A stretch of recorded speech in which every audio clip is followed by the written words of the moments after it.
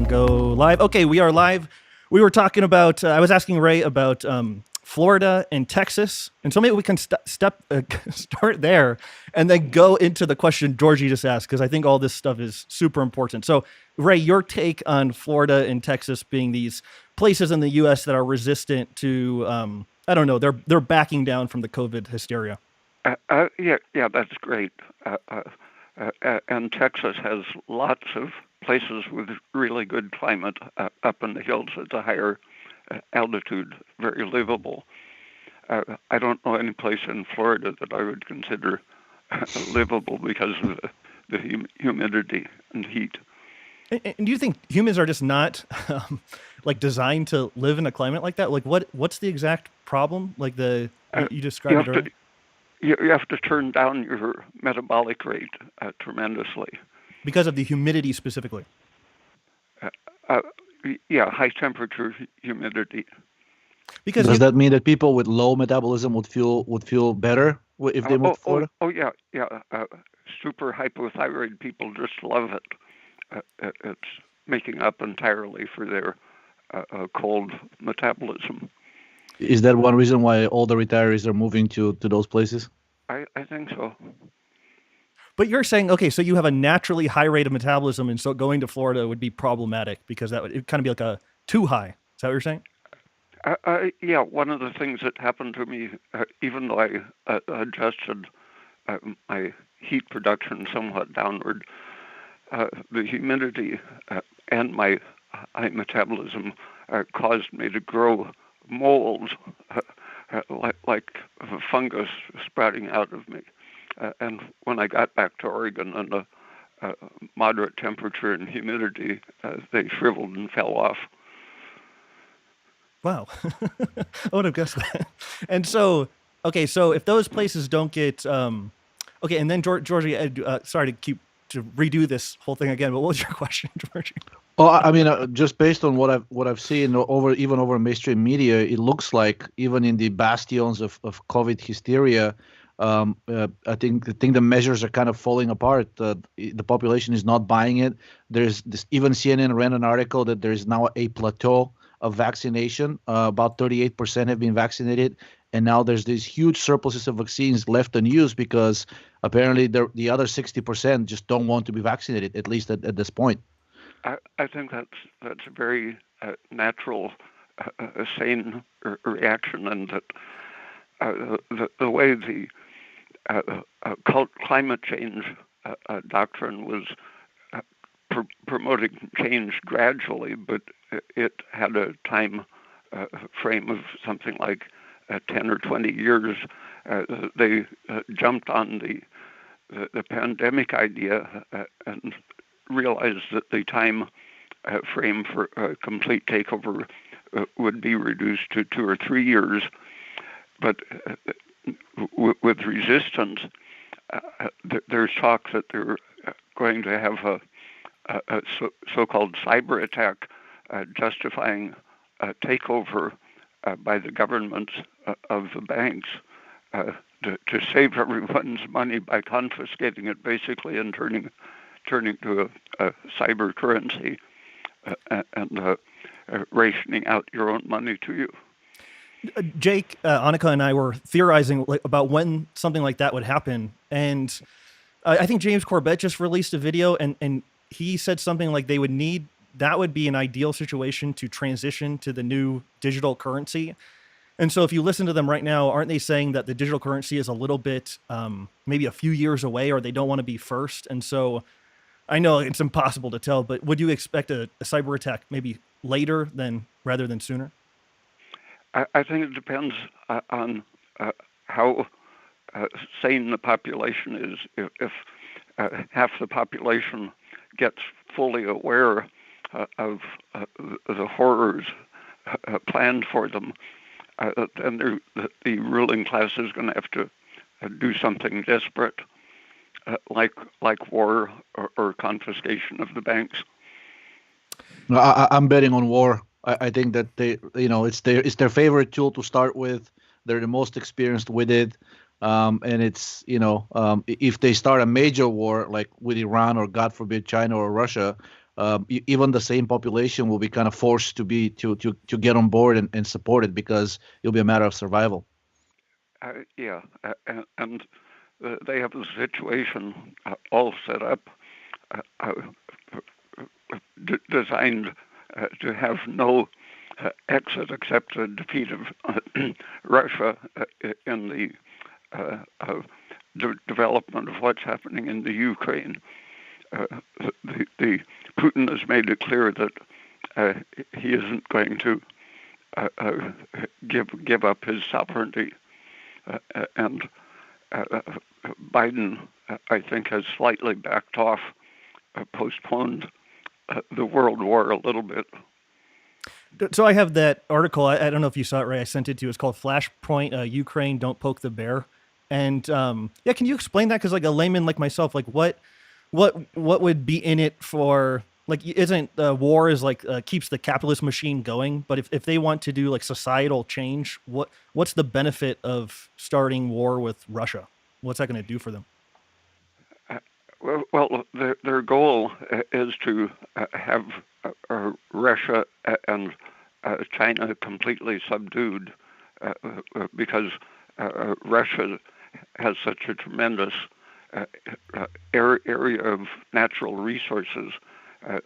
Everyone wants to control their resources, and so the Russian government has been a nuisance now for hundreds and hundreds of years.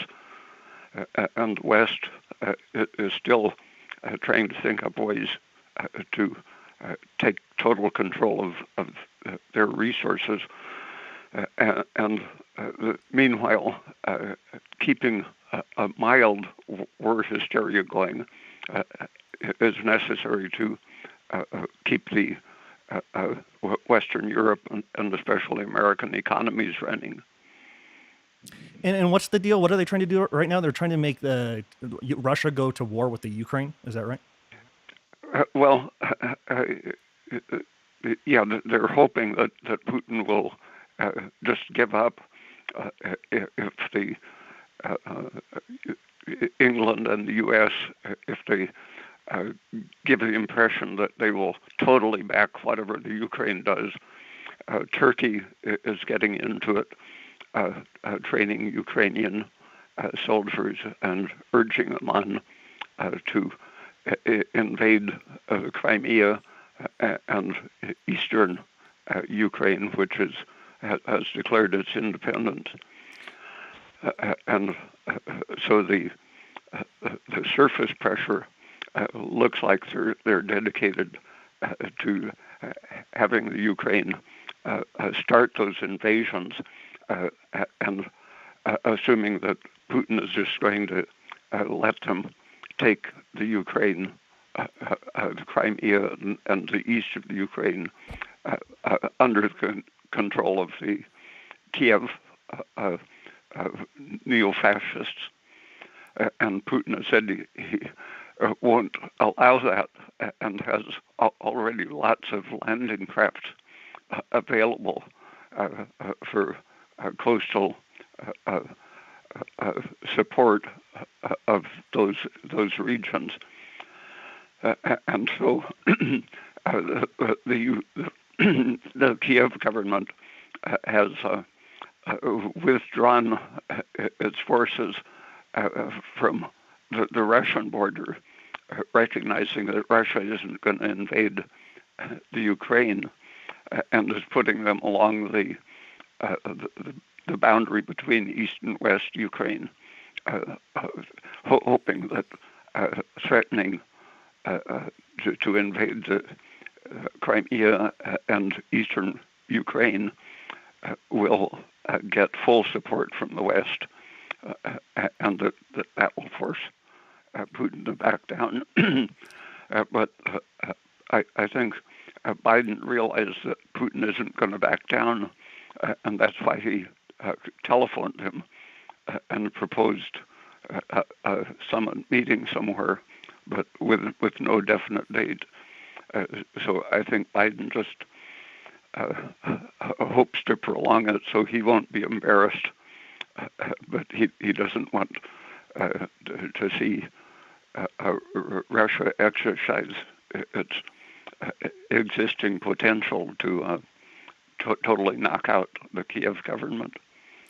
It sounds kind of dark, but if we were to go to war or something, you'd almost hope that they won, right? That would be like a better situation for humanity. Yeah, because the present bunch in Kiev, they honor Bandera, who was the leader under the Nazi invasion. So they are literally neo-Nazis who are in control. And no one really wants them in control. It's only because they create the war threat. I have seen a few quotes, we can move on after this, but that Putin kind of knows what's going on, the central banks and things like that. And so it's, yeah. Is there anything interesting to mine there about Putin and his understanding of Rothschild network and things like that? Yeah. Under the Minsk agreements, part of the UN Security Council agreements, which the West signed on to, Putin has the power to enforce the Minsk agreements, and that could involve protecting the Russian-speaking population of the East from the Kiev people who outlawed Russian-speaking. And so he could evacuate all 4 or 5 million population of the eastern Ukraine, move them into Russia, and just leave that half of the Ukraine as a vacant territory as long as the Kiev people want to keep up their threats. Anything else here, Georgie or Ray? I was going to move on. Ray, I sent you a Notion document, and so if there's anything else left to say there, I was going to move on. But I remember I think I emailed you in our first episode. I was like, oh man, I'd love to talk about something other than nutrition, maybe philosophy or history. But I think I've come full circle. And I was thinking if we could do an episode about anti-stress nutrition for 2021. So, I've said it a few times, but I think you're getting more popular. And I think as you grow more popular, some people find your nutritional ideas like esoteric. And I don't think that's true, but I thought maybe we could try our hand at encapsulating some of the core ideas in an episode. So, I don't know where. Yeah, they found them so esoteric that they blatantly plagiarized them and present them as their own. Yeah, that does. Ray, happen. you'll be amazed at just how many quote unquote famous podcasters are essentially reading off of your website and never mentioning your name even once. No kidding. What do they quote? Oh, they actually verbatim pick up paragraphs from your website, and the way you can check it out is if you, I have to find the exact sentence, but you can search Google for a full sentence, you put it into quotation marks, and then it gives you all the websites that contain this exact sentence. You'll be surprised how many other websites are just directly copying your stuff. Not entire articles, but full paragraphs are routinely taken from your website and posted as their own. For years, I've been running across things that are obviously my sentences in strange places. Well, it's becoming mainstream. I mean, some of the more famous podcasters, some of them former low carbers and paleo advocates, are now fully getting on board of the metabolic diet and gaslighting their former clients by pretending that they're still low carb, but writing about your ideas. I'd be a hypocrite if I criticize. But Ray, isn't, maybe for like a directionless young man or something, like copying what they want to be, isn't there some philosophical angle, like copying before you can develop into like kind of the person that that you're going to be rather than what you want to be? Like having models to imitate, to try out. Yeah, I couldn't guess for you, but maybe like an Albert St. George or Heraclitus, like I'm sure you were your own person from the beginning, but for a culture that tells people that there's no meaning or whatever. But what I'm trying to say is if somebody copies something that I've written, I really try not to take it so personally, because I know that I did it to you. And, Oh, and then, go ahead. yeah, it makes me feel good, actually, that someone likes my sentences. What is it? The plagiarism is the highest form of flattery. Is that how the expression goes? Yeah, it's nice to see someone liking the same phrases.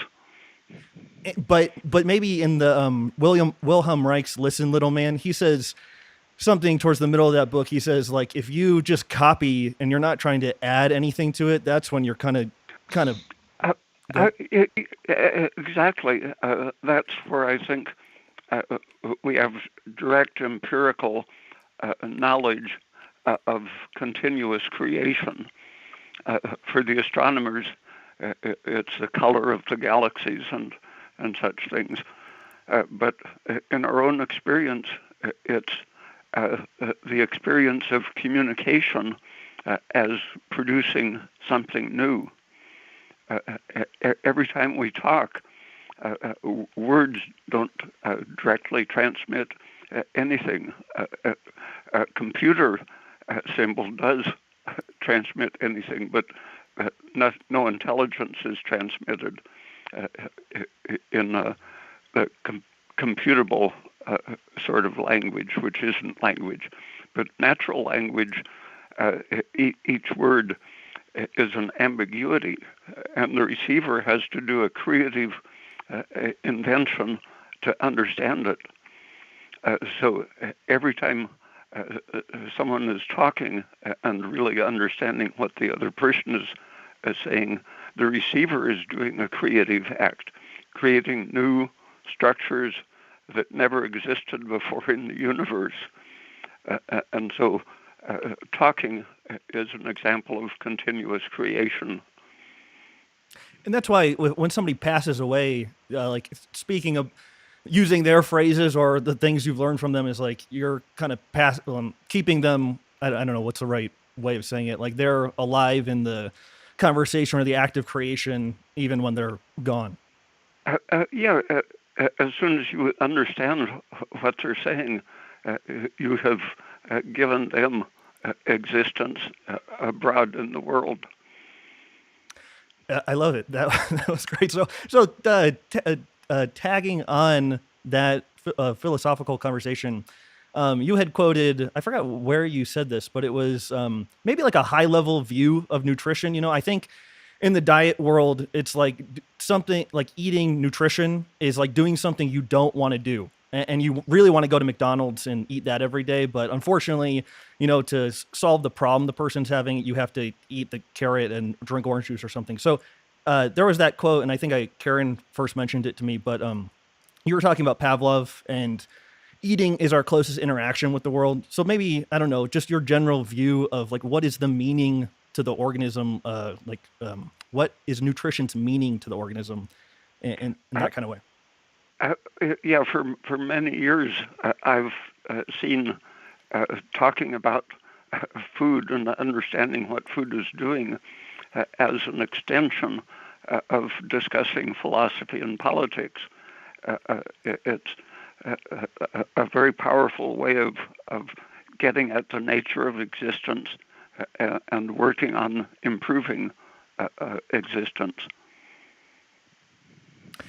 What could expanding consciousness be another way for improving existence? Can you go into that a little bit more?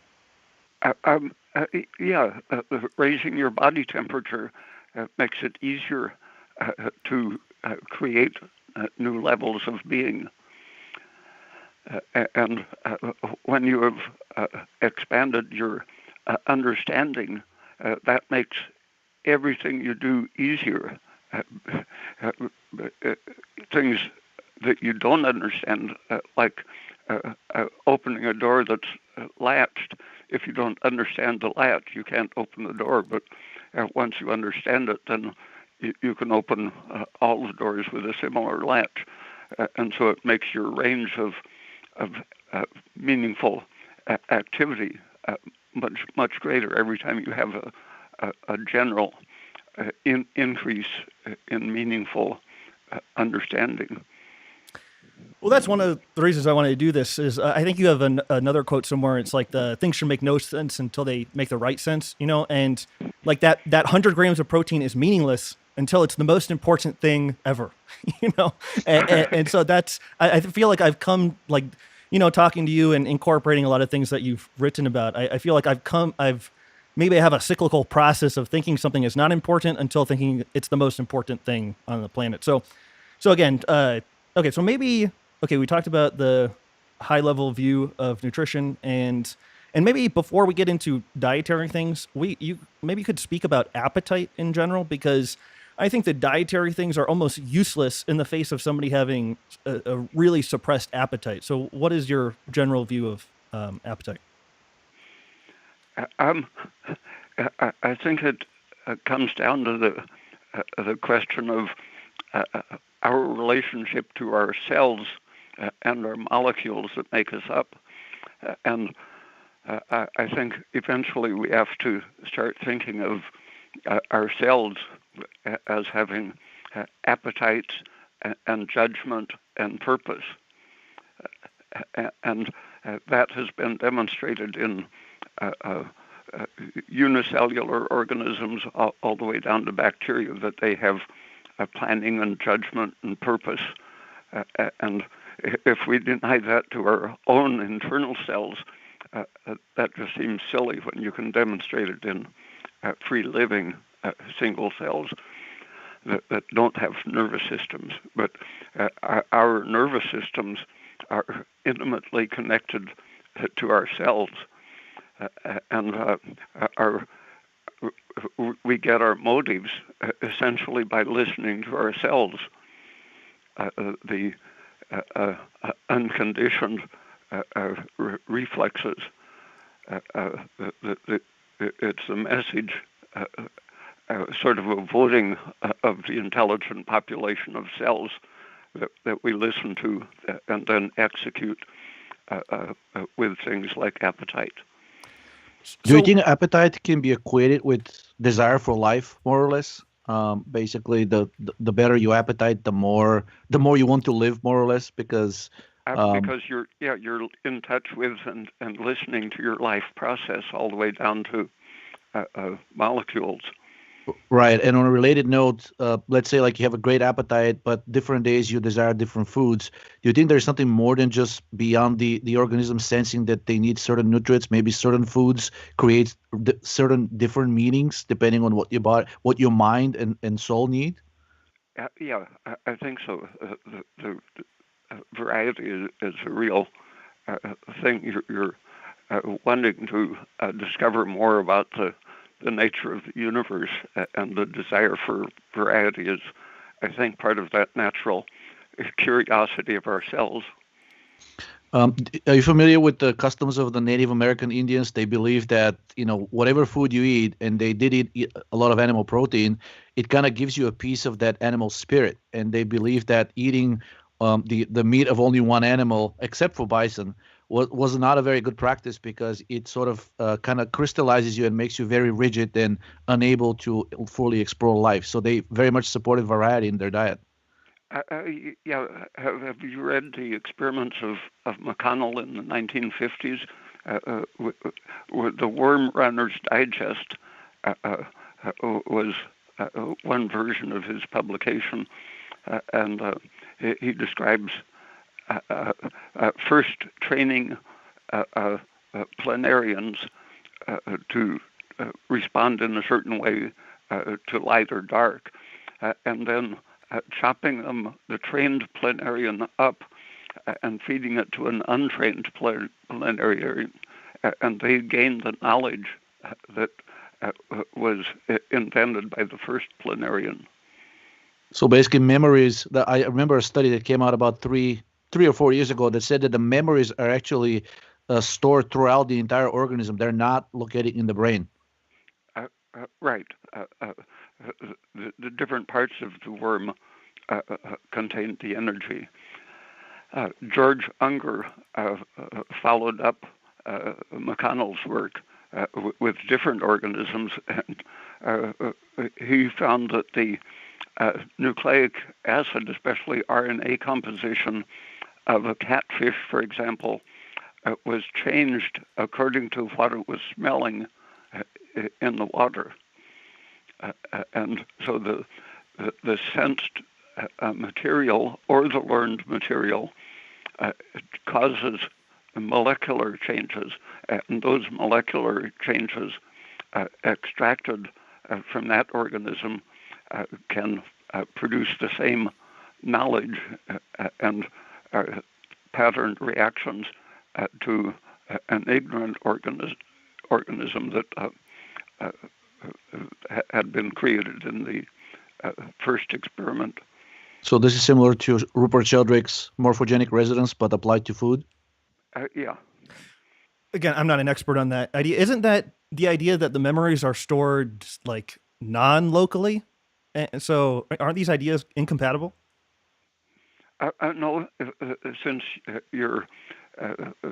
he was extracting the brain, but the whole organism is affected by what happens in the brain.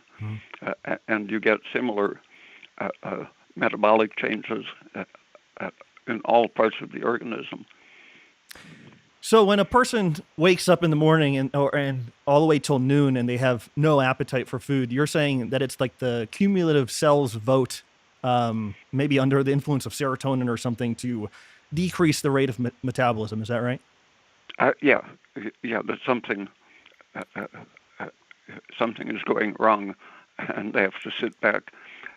Like when bacteria in James Shapiro's experiments, when he gives them an unmetabolizable sugar, they just sit back and wait for 2 days, and then institute a gene change. They don't want to do anything prematurely that isn't necessary, so they sit back and judge the coming future before they change themselves. How do the cells achieve quorum? Is it done strictly through chemical signals or electromagnetic as well? I think both. One of the things that turned out with experiments by Beatrice Gelber, for example, in the 50s and 60s, was that the planarian can see what's happening. They have purposive behavior, and looking at the source,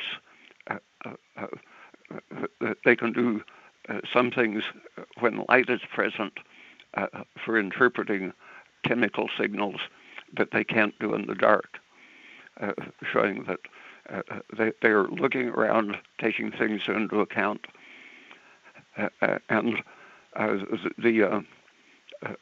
the anatomy of a single-celled organism for a long time has been known to include the equivalent of a focusing eyeball and brain.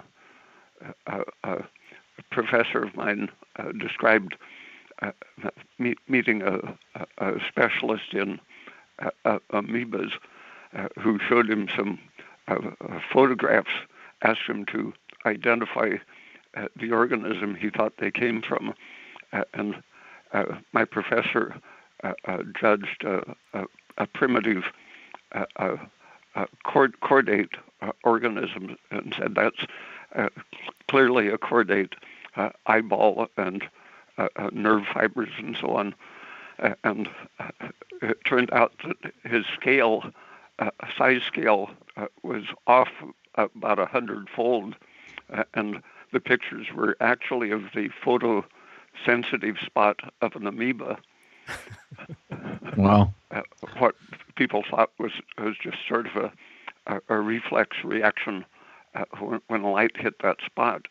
It was actually shining a light in the eyeball of the amoeba, and the fibers from that eyeball connected to a coordination center, also grossly recognized.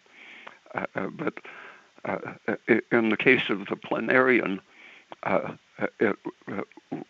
they were studied for a long time to look at epigenetics, or the inheritance of acquired learned characteristics, and they were discarded as an experimental organism by about 1950 because it was too clear that they were totally knocking out all of the genetic doctrines and the idea that learning is nothing but an unconscious chemical reflex. Their purpose and judgment and evaluation of a situation was becoming clear, and the mechanistic idea of how a gene controls mechanistic reflexes just wouldn't work. Do you think some of the, since we modern humans now are being baited 24/7 in these electromagnetic frequencies, are they capable, at least at some frequency, of interfering with the cell's ability to form a quorum and have purposeful, meaningful development?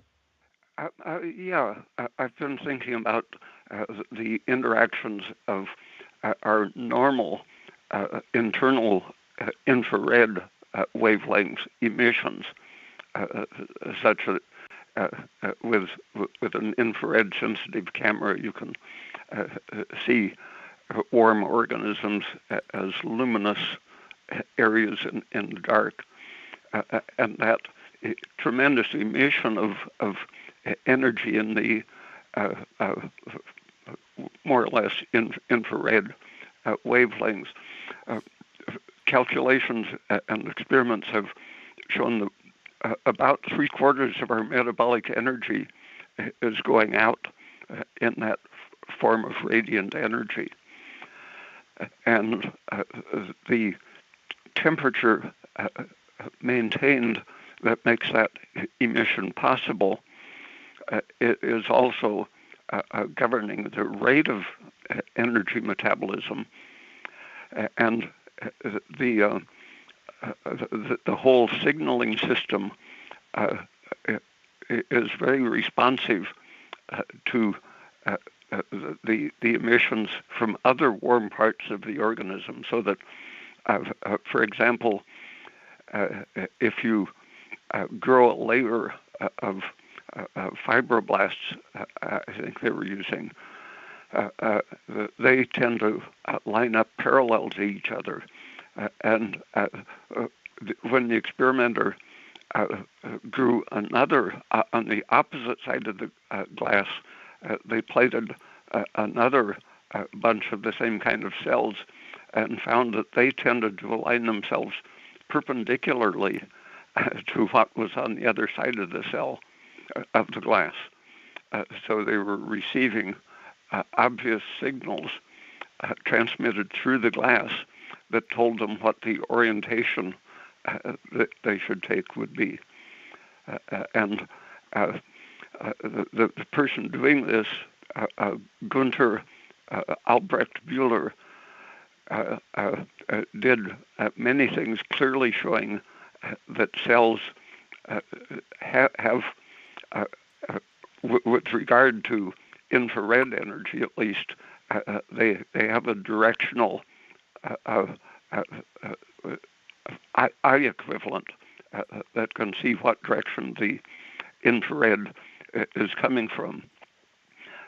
And this is just a simple component cell of an organism, such as a fibroblast or an epithelial cell, something that cultures easily. And he showed that with under the microscope, focusing a very narrow beam of infrared light, he could get these human cells to chase it, to move with reference to a spot of infrared emissions.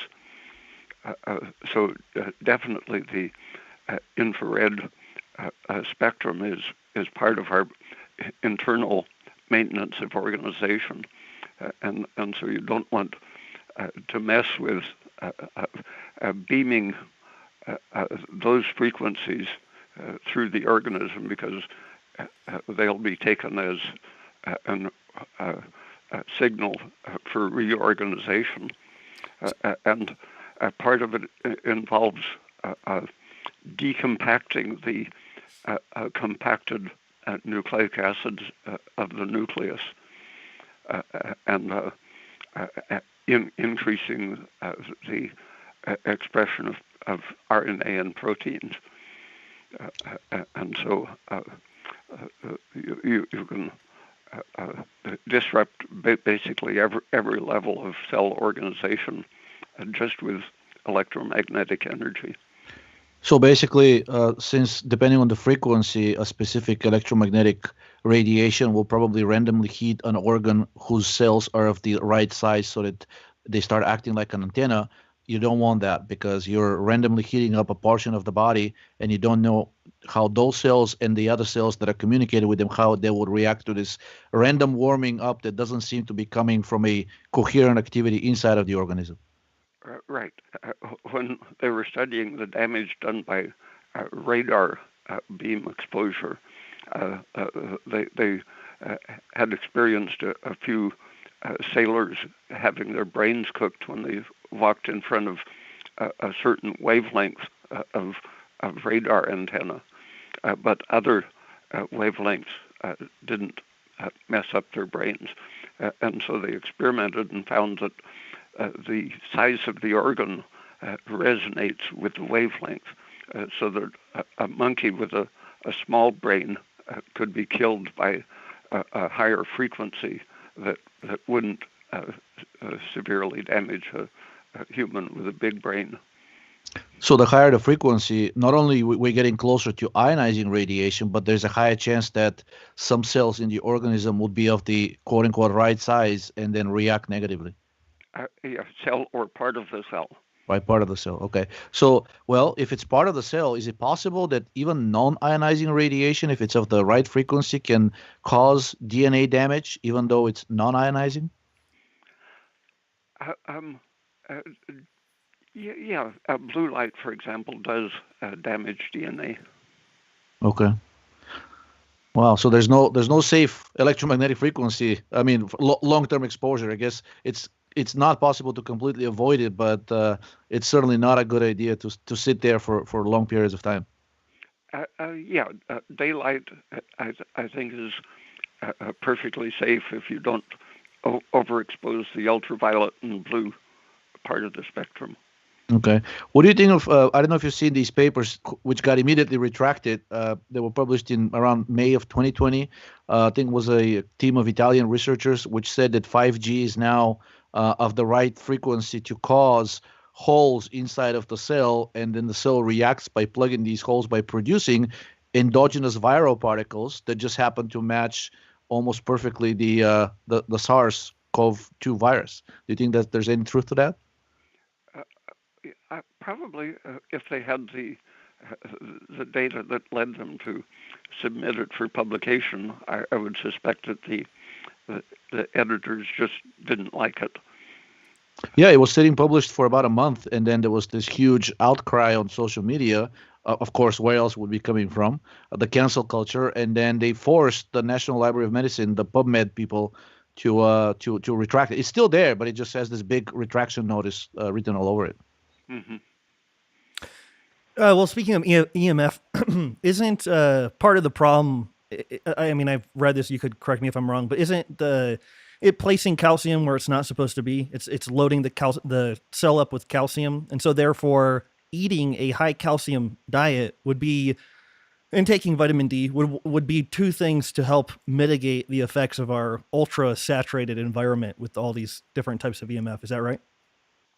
Yeah, well, one of the things that vitamin D and calcium in the diet accomplish is to reduce parathyroid hormone, and parathyroid hormone under the influence of any kind of inflammation promoting signal turns down energy production, reduces oxidative phosphorylation, and so eating calcium and vitamin D will tend to restore mitochondrial energy production, helping the cell to keep calcium out of the cells.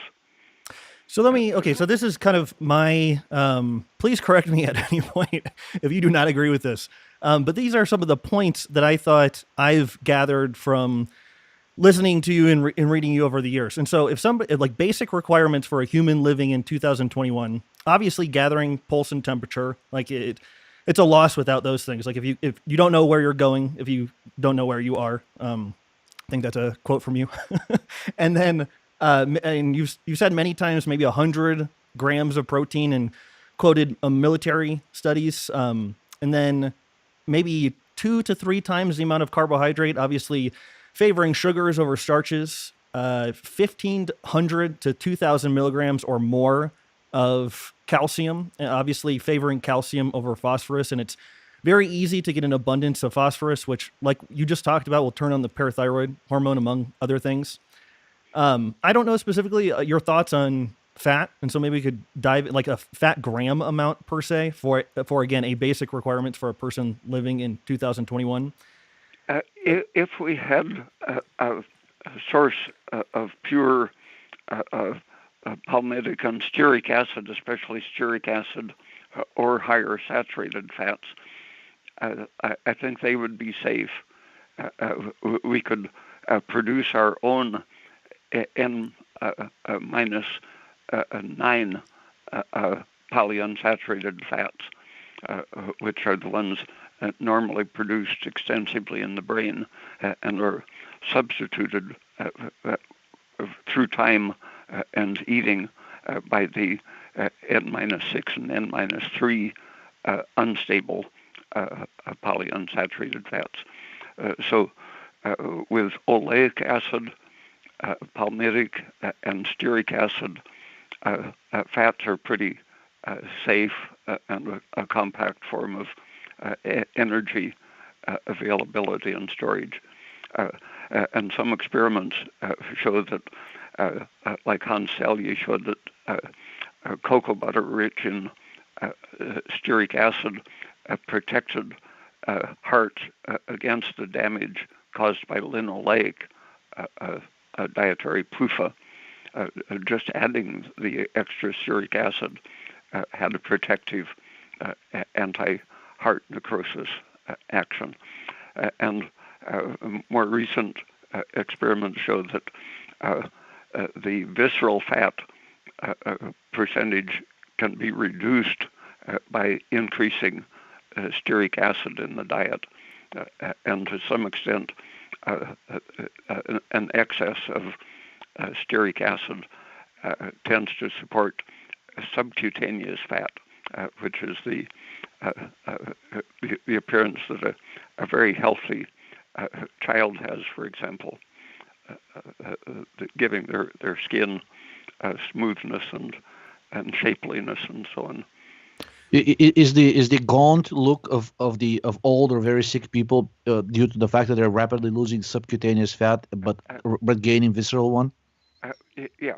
It decreases under the skin where it has actual purpose, insulation and elasticity and so on, and it creates the organ-defending internal abdominal sort of fat. Assuming you could get a good source of saturated fat, would you feel comfortable putting a gram number or a range that you felt comfortable, maybe for a hypometabolic person, or is it purely based on experimentation? Yeah, it would just be, since I've never had the opportunity to have a pleasant tasting pure saturated fat, but I would guess you could eat a lot of it. What about in the case that you could not get that? Like, okay, so maybe I'll rephrase this question. What about non-activating the Randle cycle or being as efficient with your energy as possible? Like, what would you feel comfortable making a suggestion for that? Sugar is my current understanding of what is most protective. Stress tends to increase your circulating free fatty acids, activating the the Randle effect, blocking the ability to use sugar for energy, and increasing the sugar in your diet tends to lower the lipolytic activity, keeps the fat where it belongs, and prevents the Randle shift to fat oxidation, and so it maximizes your carbon dioxide production, which keeps your stress-producing lactic acid inhibited. Those vegan and vegetarian authors for diabetes, sometimes they'll say, if your blood sugar is out of control or something, you're eating too much fat, and then they'll recommend ridiculously low amounts, like 10 or 20 grams. Obviously, they're probably onto something with that, but do you think there's a middle ground that for longevity and taste in general, maybe around, I don't know, sub 100 or something? Would you feel comfortable with that? With how much? Like sub 100 grams or so? Yeah.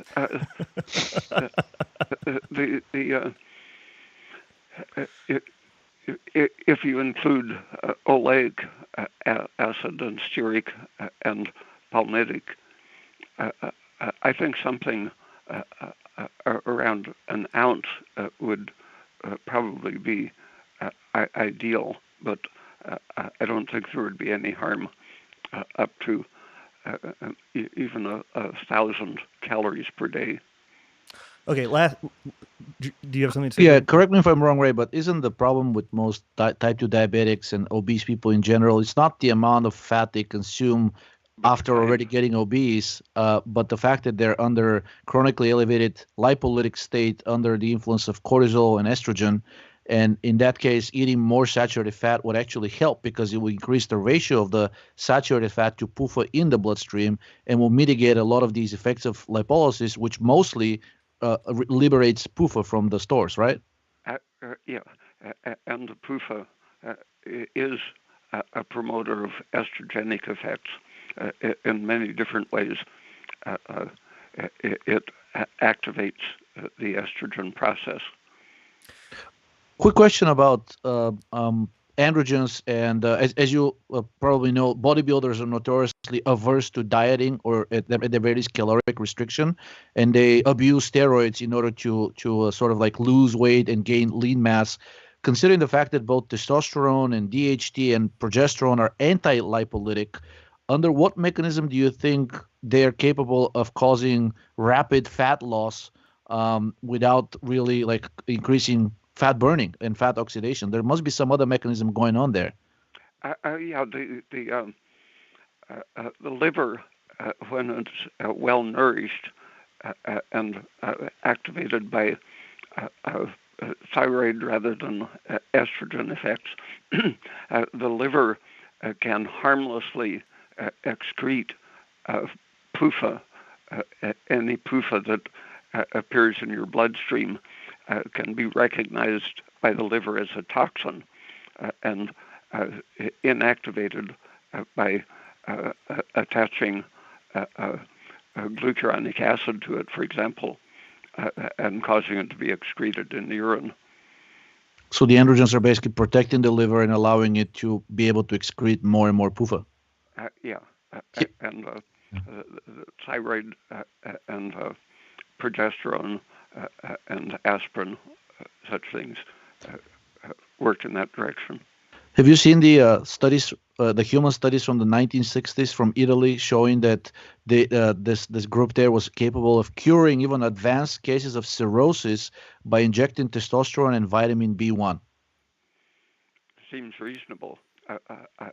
I've known a couple of people who, one had a very big belly that his doctor said was a totally cirrhotic, hard liver from 50 years of using heroin and alcohol constantly every day.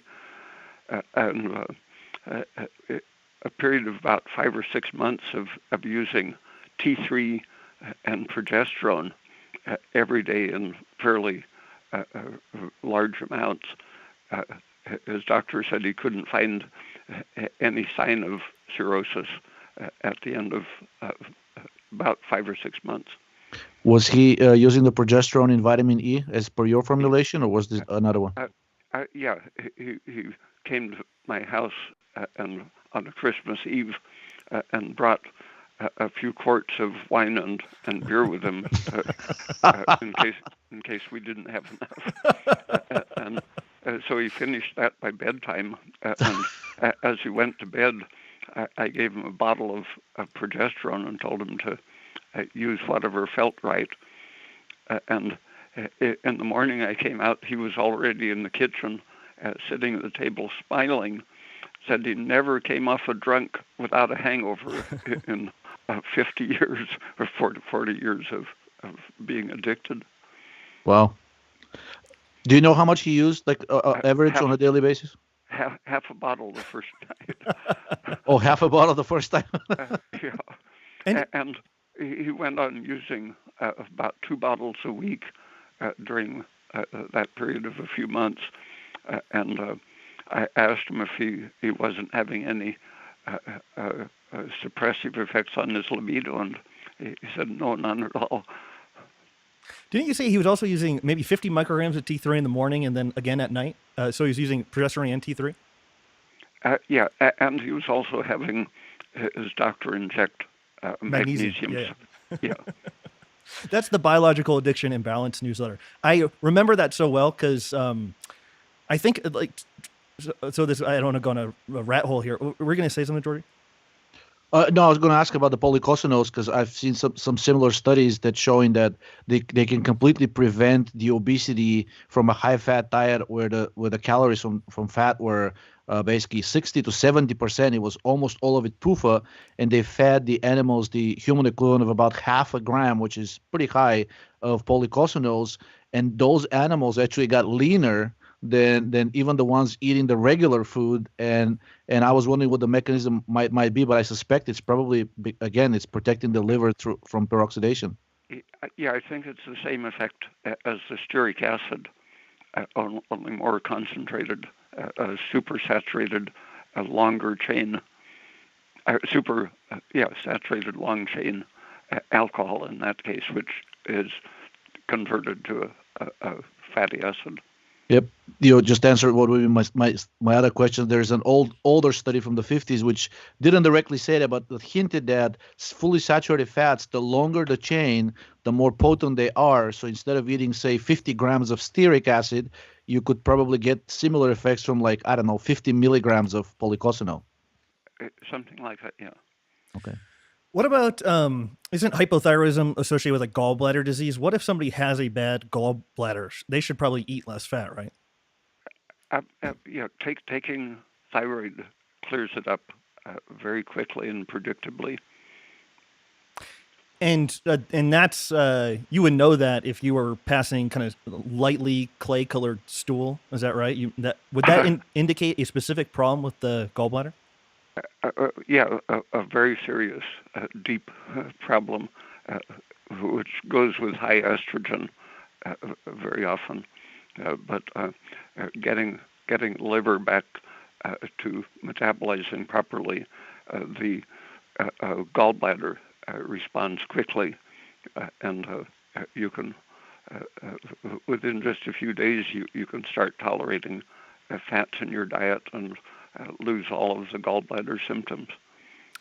Interesting. Okay, so fat, this would obviously take a lot of experimentation. So something I maybe you are more suggestive of, or I don't know what the right phrasing would be, the 100 grams of protein. So what happens, you've said a few times that eating less than that makes the liver think you're starving. Is that right? So have you figured out, or what is your hypothesis of the significance of around that number for liver health?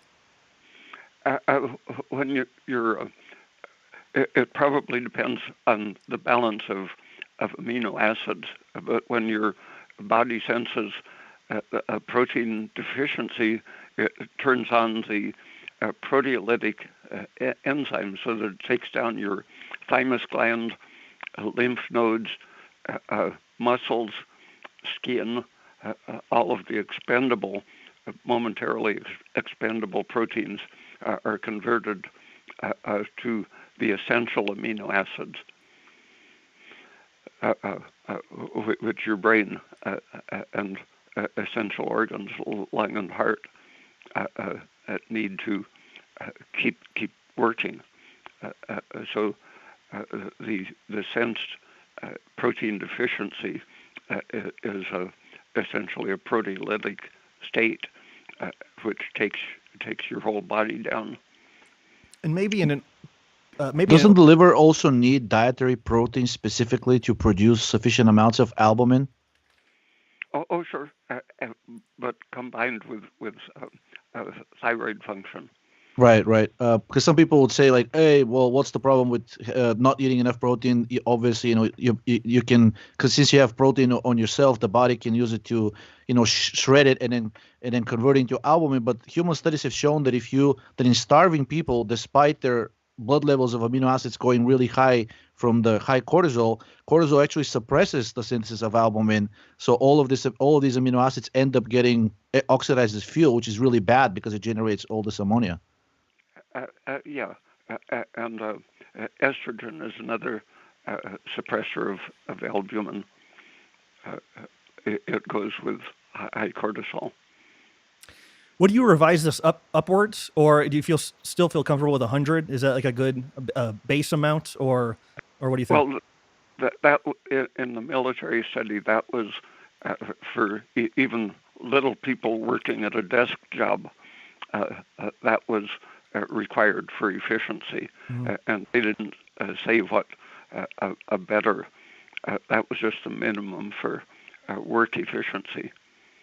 Wouldn't it depend on weight though? Like a bulkier, heavier person with more muscle mass, they sure. probably wouldn't. Okay. Yeah. And maybe age too, right? I think in old newsletter with Lita Lee, you said maybe 120, 150 was even more appropriate for an older person. Yeah, I think so. The 100 was just the minimum for efficiency. Is there a point at which this dietary protein can cause kidney issues in a hypothyroid person? Broda Barnes experimented eating a lot more meat in his diet. He found he had to double his thyroid dose. So it's very easy to overdo the protein, displacing carbohydrate, I imagine, is what was happening, and liberating the thyroid-suppressing tryptophan, cysteine, and methionine. So as far as I know, experiments using natural gelatin as a protein lacking those anti-thyroid amino acids, they could tolerate a fairly higher dose of protein. So speaking of the gelatin, since it's deficient on these inflammatory amino acids, is there like a ratio of the gelatin to the rest of the protein as part of the total that you think is more beneficial? Let's say like 70% of protein may come from gelatin, and then the other 30 from a complete protein that contains all of the essential amino acids? Probably, and I think that changes with age and activity level. A young person who is growing in very high metabolic rate needs more of the methionine, cysteine, tryptophan type protein. So for an adult, is there any role physiologically needed for tryptophan aside from producing niacin, which people can take as a supplement? A little bit for tissue replacement. So there is a minimum amount of tryptophan that everybody needs. Yeah, making hair and skin and gut cells that have to be shed. Okay. For methionine, the human studies found out that most people don't need more than 2 milligrams per kilogram of body weight daily. Of course, we all ingest a lot more than that, so it shows you that we can do a lot better. Is there any guideline you can do for tryptophan? Have you seen any studies on that? It's pretty much the same. When you reduce any of those three amino acids to a minimum, life expectancy in the animal experiments goes up tremendously. Is there any way for somebody to gauge if they're becoming too deficient on tryptophan? Let's say they're abusing the gelatin and they're eating too much of it. Well, digestion is usually the first thing to go wrong. They'll start getting gas or some digestive symptom, which could be that they're not replacing the lining of the intestine fast enough to make digestion work smoothly. Gelatin abuse. Okay. Gelatin junkie. Well, so moving on from protein, I don't know where I got this number from. Correct me if this is not even something you've ever said before, but maybe you talked about the 250 in the monkey experiments where their cortisol would increase. And so again, I know this is painting a huge, broad statement from thousands of different people experience different intensities of stress, having different generational backgrounds and transgenerational histories of stress and things. But is there maybe a base amount of carbohydrate you think a person needs to function, again, living in our PUFA-laden, stress-laden, EMF-laden culture? I've experimented on people with 100-gram carbohydrate diet, and I don't think that was even close to a good health level. It helped them lose weight, but it was partly protein weight.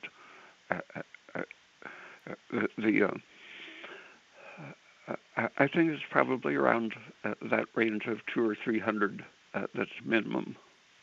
Then what does it mean when a person needs way more than that, like 400 or 500? Does that mean just their liver isn't efficient at storing glycogen, or they're under chronic stress, or what? Or they just have a very intense metabolic rate. If you're consuming oxygen at twice the rate of normal, then it would be reasonable to expect that you need closer to a pound of carbohydrate per day. And then similar to protein, would you expect, so say somebody's as healthy as they possibly could be in our current situation, say like moving forward, would you expect them to increase the carbohydrate content getting into older age, or would you expect them to decrease the carbohydrate content? I think increasing it is helpful. Interesting. Okay, do you have any specific carbohydrate or sugar questions, Georgie? Yes, I do. What is your view of some of the sugar alcohols that are present in some fruits that are being used as relief from constipation? Let's say prune juice, and I think it contains sorbitol. Is there any problem with people using that for relieving occasional constipation instead of or on top of the carrot salad?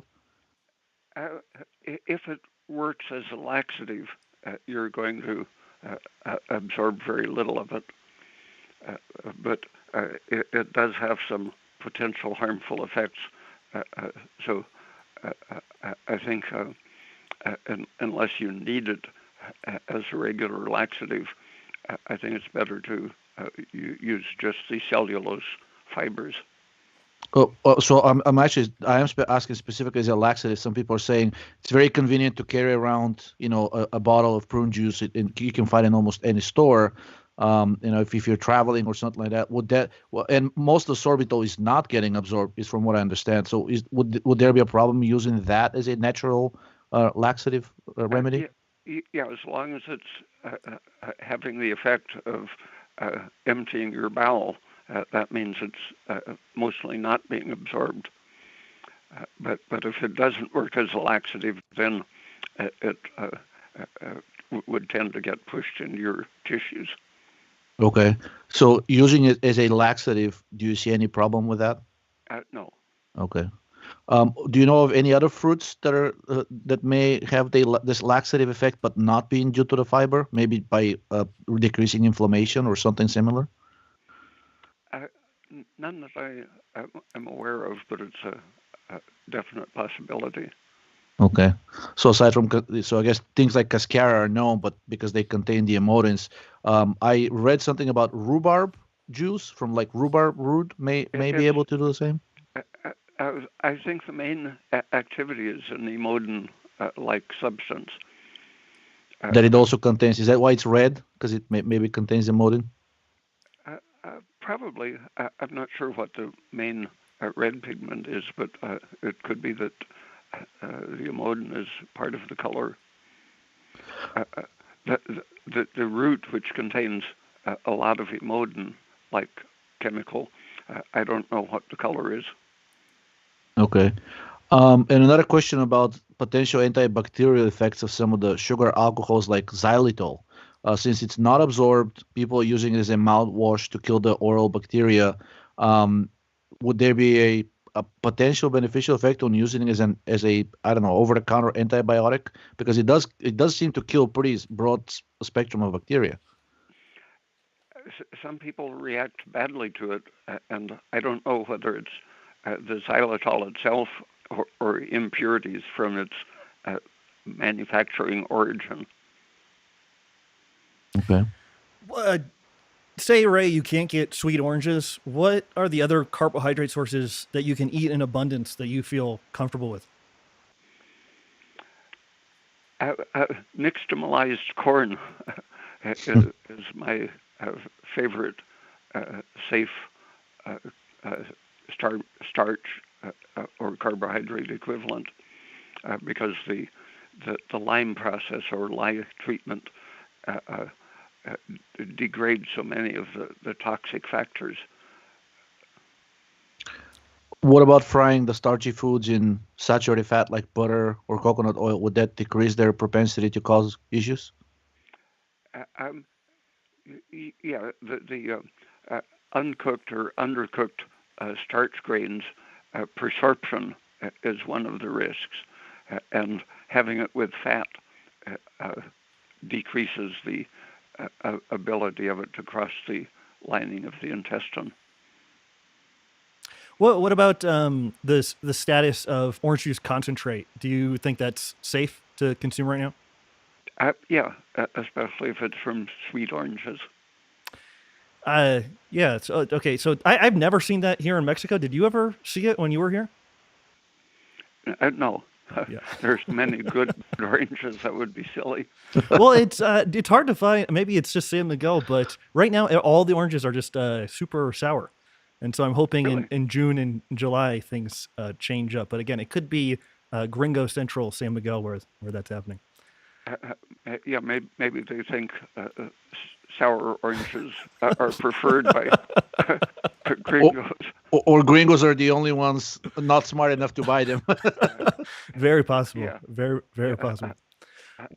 I've been thinking about the meaning of ingesting citric acid. We make it ourselves, but it stays within the mitochondrion. But when you eat it as a chelator, it can drag all sorts of toxic metals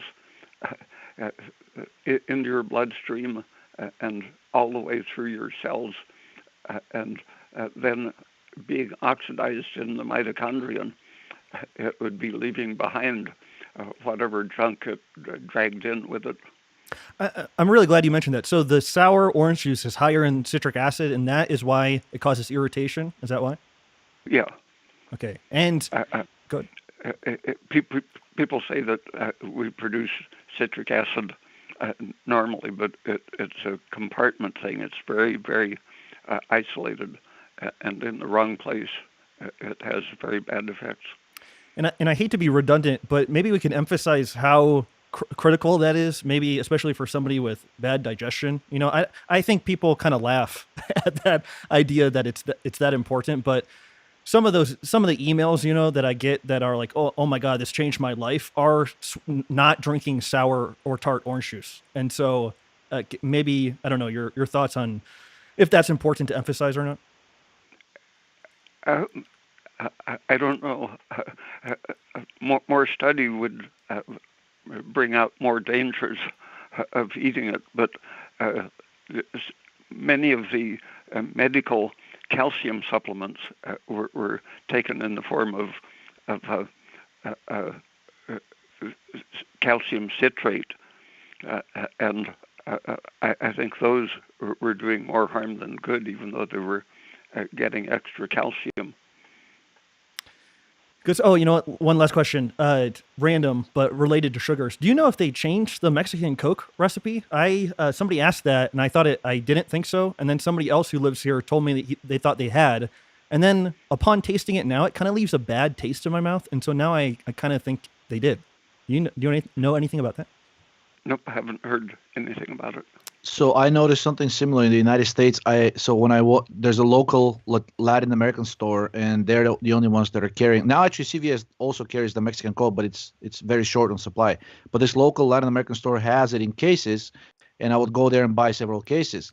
And then I think I was the only one buying it because after a few weeks they ran out, and then they replaced it with Guatemalan Coke, which had these paper labels in English pasted on top of the original label, and then that Coke tastes horrifically. It tastes like there's some kind of a metal. It leaves a very strong metallic taste, even though the ingredients listed on the label are the same. Is it a possibility that it has like a heavy metal contamination? Oh, sure. For years, the corn syrup was made with a metal catalyst that was some of it was left in the syrup, and so people were being heavy metal poisoned. Wow, that's terrible. Quick question about the acids. Would other acids that give tart taste, such as malic acid or even acetic acid, so malic acid present in unripe apples or grapes, would it also have a potential detrimental chelating effect similar to what you said about citric acid, because those are also metabolized in the mitochondria? Yeah, the ones that are have two or three acid groups. Citric acid is the most effective chelator, but the double acid molecules can have a chelating action, succinic, for example. But acetic acid is toxic in its own right in excess. So there's a succinic acid. Are some countries using it as a drug? I think former Soviet countries sell it as a anti-hangover remedy or something like that. Anti what? Anti-hangover remedy for being able to basically increase the speed of the Krebs cycle.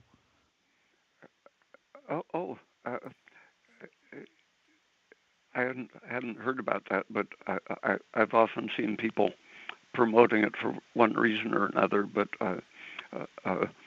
it is a potentially disruptive, toxic, short-chain saturated fatty acid.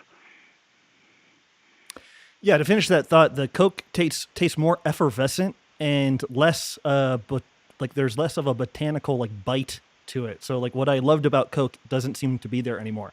So it's a huge loss. 1939 or 40, when I first tasted Coke, the impression was very herbal. Yeah. And that was decreased sometime in the late 40s, I think. Total shame. Do you think some of the colas, which many other brands are now promoting, and they're trying to mimic the taste and probably even the formula of Coke, because let's face it, rich companies can do a full analysis of the Coke product and probably can come up with a counterfeit product close enough with a bootleg version of it. Do you know of any other drink that has similar taste/effects to the Mexican Coke that could be obtained from a store? No, I haven't tried any of the alternatives. Okay. So moving on a little bit to wrap up this dietary stuff. Maybe another part of your, nutrition philosophy, I don't know what do we want to call it, but is regular consumption of, I'm using air quotes here, but supplemental foods like liver, oysters, and eggs. And the general idea being when you increase the rate of metabolism, not only that, could that solve nutritional deficiencies, but also you need more nutrition. Is that right? Certain things you do need more. But the higher energy metabolism makes you need less, if anything. For example, when your thyroid level is proper and your vitamin D, your cells are able to hang on to magnesium.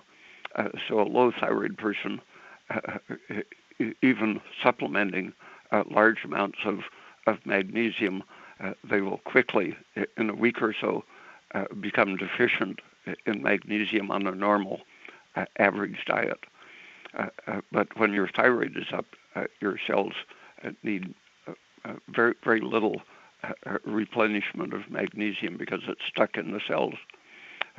But other things, the turnover of carbohydrate and protein have to go up directly with your metabolic rate.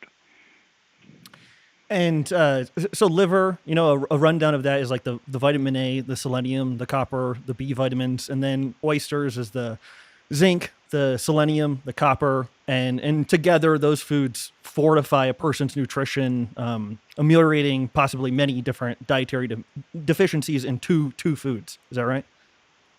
Yeah, the idea basically is that it's too complicated to calculate in terms of individual things. It's very satisfying and sort of spectacular when you can bring someone out of a dying state with one nutritional supplement, but most of the time that can't be.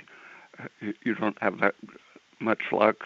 So the shotgun effect of eggs and liver and shellfish, it's very important to fill in what you don't know. I want to talk about liver a little bit more, but is there something about oysters or liver that make them more difficult to digest? Maybe it's the iron content, or do you think that's even true? Yeah, I think it's the low fat content of the liver, especially. The high protein gives you strong signals and requires a lot of extra sugar and preferably some saturated fat to go with it to slow down the absorption and make the digestion happen without stress. And random question, but would you consider liver without gelatin to be risky, or you think that's relatively safe? I just make sure to have lots of butter or other fat and sugar. Ice cream, for example, after eating some liver. Otherwise, I've noticed it disturbs my sleep with hypoglycemia or something. In terms of oysters, what do you think is like a good rule of thumb for how often and how much does a person need to get sufficient amounts of copper and maybe selenium? For copper and selenium, once a week is enough. And how much would you eat? Like a dozen? Just probably 2 or 3 ounces once a week is enough for those. Okay. So maybe that's a little bit less than, that's a downward revision, maybe 2 or 3 ounces? Well, it wouldn't hurt to have a big bowl of them, but that's the minimal. Is there any risk to eating once a week, like having like a full meal of nothing but oysters and I don't know some excluding the carbs? Would it be a problem to have like most of your protein at a dinner meal coming from oysters? And no, considering that the iron content is also very high, you just have to take that into account. So oysters are high on iron too? Mm-hmm. Okay. Super random question, but do you do you use the Crown Prince ones in olive oil for your oysters? Yeah, that's what I'm eating the last 2 or 3 years. How do you get rid of the olive oil in those? I just open the can a crack and drain it thoroughly. And then super random, but do you have some preparation that you enjoy with the oysters? Oh, just having it with cheese. Cheese and orange juice makes a really nice meal. Do you heat them up, or do you just kind of eat them out of the can? Out of the can, cold. Would heating them actually be a bad idea because of the olive oil? No. Okay. Good to know. Okay, just wrapping up a bunch of bows Uh, on. Go ahead. I do mine. I use the same brand. I I drain the olive oil the same way Ray does, but I basically throw a tablespoon of salt on top of them, and then fill up the can with vinegar, and then I just eat them like a salad. Oh, very nice. Yeah, I tend to salt mine or eat them with extremely salty cheese. Yeah, I found out that if I eat a lot of oysters without enough salt for some reason, just like for you, Ray, the liver gave you insomnia. Same thing happened to me with the oysters. But if I put enough salt, that doesn't happen. I sleep deeply. Hmm. So just a go ahead, Ray. Salt and gelatin are both very helpful for good sleep. Do you have a keeping with the theme of the show? Do you have a amount of salt that you think is maybe necessary for minimal functioning of a person? No, you can adapt. You can adapt very well. When I worked in the woods, our cook was obsessed with the fact that sweating people needed extra salt because of what they lost, and so he put a heaping spoonful in our porridge every morning, and then wouldn't give us our ham and eggs and pancakes if we didn't finish our porridge. And that was, I found that I was had so much salt in my sweat that it was crystallizing on my glasses, obscuring my vision, and making my arm hairs crystalline and white. And that seemed, besides the awful taste, I decided over one weekend to tell him that my doctor had put me on a low-salt diet. So after that, I was the only one who got good porridge in the morning. And immediately, just over the weekend, I had been having to eat salt tablets in the afternoon after pouring out such concentrated salt water. I would start fainting if I didn't eat salt tablets. And just over the weekend, I didn't need salt tablets in the afternoon. And my sweat was like distilled water. In 2021, Bill Gates is going to give you vaccines in your porridge. Instead of the salt. Okay, so wrapping up a few other things here. One question about salt. There's some recent human studies that claim that anything less than 5 grams of elemental sodium daily activates chronically the renin, angiotensin, aldosterone system. Would you agree with that? For sure. That tiny amount brings up your anxiety and inflammation. So salt is definitely anxiolytic and anti-inflammatory.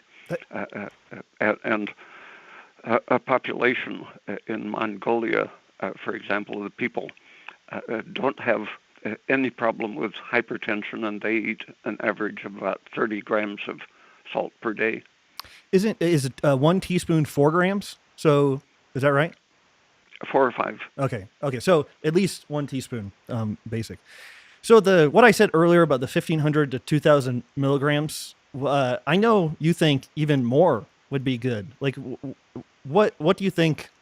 I don't know, for a specific health problem or the general aging process or anti-stress in 2021. What would you think? There's I don't know, 2,500 or 3,000. Is that even better? Yeah, I always get at least 2,500 and sometimes 5,000 of calcium. So would that be like 3 quarts of milk? Like a Maasai warrior. Right. They often get more than that. That'd be what, a gallon of milk and then some cheese as well? Yeah. And the benefit of getting even more, not only suppressing parathyroid hormone, prolactin, aldosterone, et cetera, but is, what is it, activating those uncoupling mitochondrial proteins? Yeah, it works with sodium to do that. Good stuff. Okay, just scanning through to kind of... Speaking of sodium, because I told Danny I'm going to ask you this question, since all of these electrolytes can sort of partially fill in for each other, do you think lithium can do a lot of these things at much lower amounts that sodium and calcium can do? I used to call it super sodium from some of its effects, that the body senses a smaller amount of that as a larger amount of sodium. but its effects on serotonin, I think, are a drawback to having much of it in your diet. Does it decrease the uptake of serotonin, or does it increase its production? Its effects, I think, partly from affecting the retention of it in platelets. Okay. I'm reading the comments here on this episode right now, and somebody's asking about magnesium and the suppression of parathyroid, or I'm actually kind of adding on to their question, but magnesium suppressing the parathyroid hormone versus calcium. And so isn't the magnesium is the basic calcium channel blocker? So maybe the calcium going into the cell is part of turning on the parathyroid hormone, but just eating more calcium would be maybe the more straightforward way of lowering parathyroid hormone? Yeah, that's what has been studied most. Calcium in the diet tending to offset the effect of phosphate. And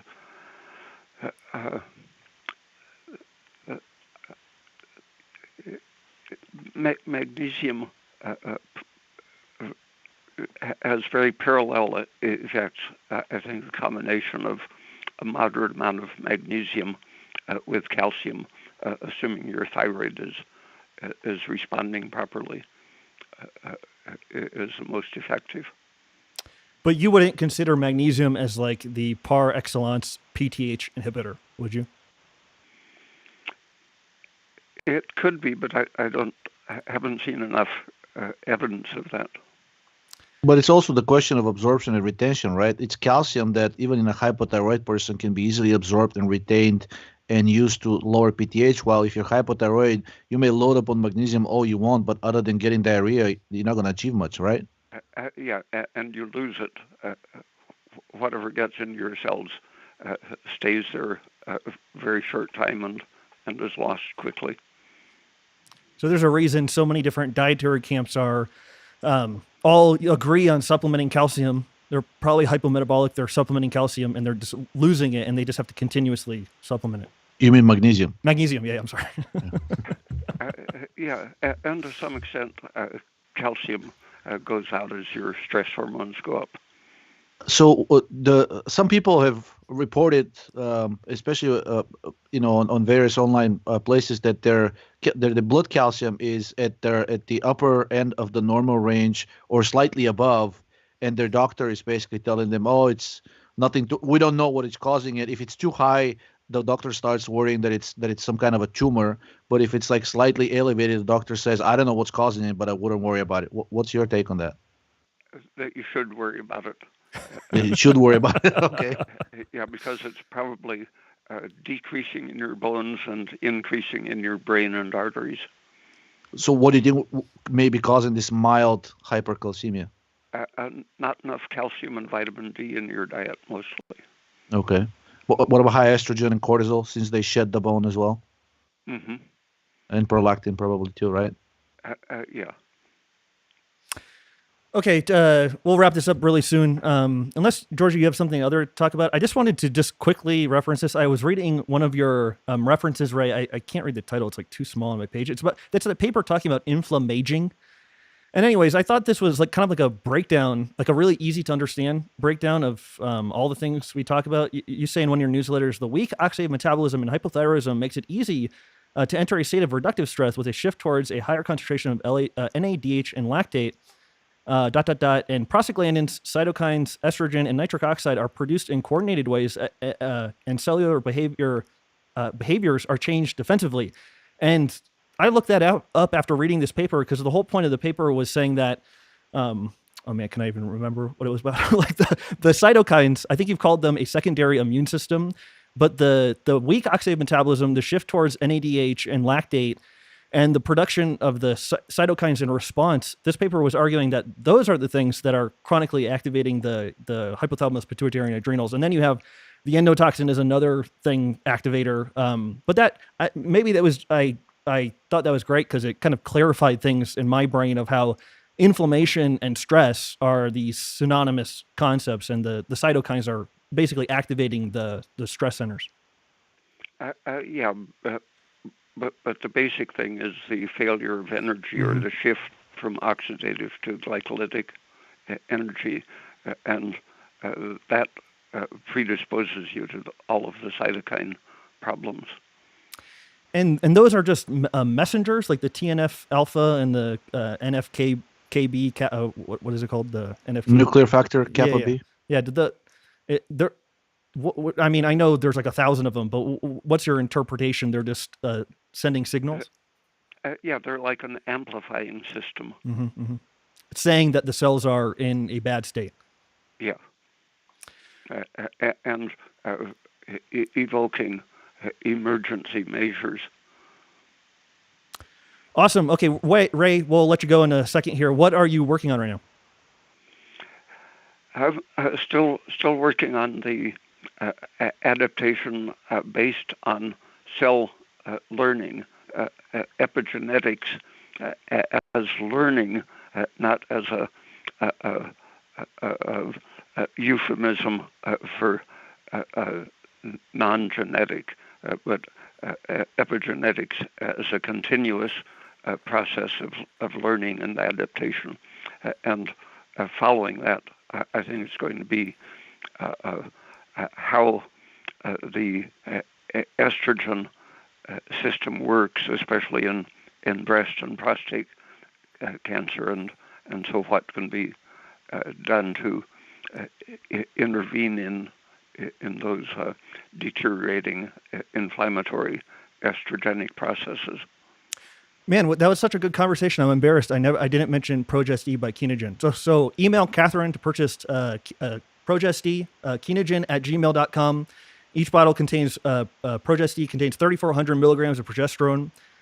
And usually, Ray, I ask you about a story of progesterone, but I have one this week. And so somebody I've talked to for a long period of time that's tried many, many, many, many different things.